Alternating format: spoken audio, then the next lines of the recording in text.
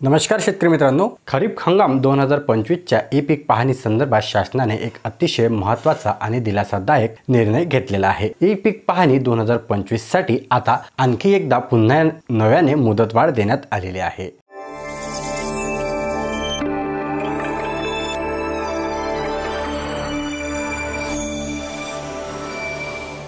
नमस्कार मित्रांनो, मी अंकुश कोंडेकर आणि स्वागत आहे तुमचे झटपट इन्फो या यूट्यूब चॅनलवरती। मित्रांनो, खरीप हंगाम ई पीक पाहणी 2025 ला आता 30 नोव्हेंबर 2025 पर्यंत मुदतवाढ देण्यात आली आहे। यामुळे जे शेतकरी पीक पाहणी करू शकले नाही त्यांना आता पिकाची नोंद करण्याची पुन्हा एकदा संधी मिळाली आहे। ही मुदतवाढ कशामुळे मिळाली? राज्यात सुरुवातीला ऑगस्ट महिन्यात ई पीक पाहणी सुरू झाली, पण अतिवृष्टी आणि पावसामुळे अनेक शेतकरी वेळेत ई पीक पाहणी करू शकले नाही। त्यामुळे 40% शेतकरी ई पीक पाहणी पूर्ण झाली होती। यापूर्वी सहाय्यक स्तरावरून ई पीक पाहणी करण्यास 31 ऑक्टोबर 2025 पर्यंत मुदतवाढ देण्यात आली होती, पण तरीही मोठ्या प्रमाणात ई पीक पाहणीची नोंद झाली नाही आणि ती बऱ्याच शेतकऱ्यांची बाकी होती।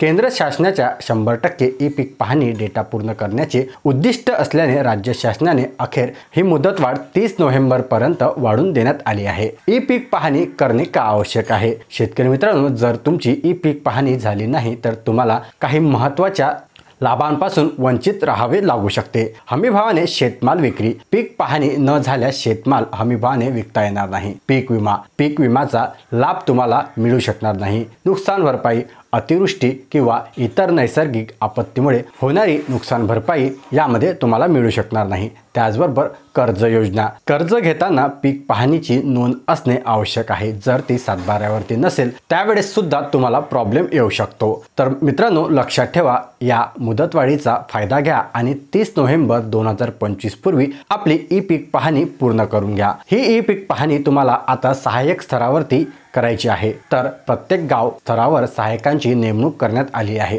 तर तुम्हाला आजच आपल्या सहाय्यकाशी संपर्क साधून ई पीक पाहणी करून घ्या। जर तुम्ही ई पीक पाहणी केली नाही तर तुम्हाला जे सरकारचे लाभ आहेत ते मिळू शकणार नाही। तर लवकरात लवकर आपल्या सहाय्यकाच्या माध्यमातून खरीप हंगाम 2025 ची ई पीक पाहणी पूर्ण करून घ्या। या संधीपासून वंचित राहू नका। कोणत्याही योजनेचा लाभ किंवा नुकसान भरपाई मिळण्यापासून तुमचे नुकसान होऊ नये यासाठी हे ई पीक पाहणी करणे अतिशय महत्त्वाचे आहे। तर मित्रांनो, अशा प्रकारचा आजचा हा व्हिडिओ होता। व्हिडिओ हा शेतकऱ्यांकरता अत्यंत महत्त्वपूर्ण आहे, तर जास्तीत जास्त शेतकऱ्यांपर्यंत हा व्हिडिओ शेअर करा आणि अशाच महत्त्वाच्या अपडेट करता आपल्या चॅनलला अजून देखील सबस्क्राइब केले नसेल तर लगेच सबस्क्राइब करा। चला भेटूया अशाच एका नवीन महत्त्वपूर्ण व्हिडिओमध्ये। तोपर्यंत धन्यवाद।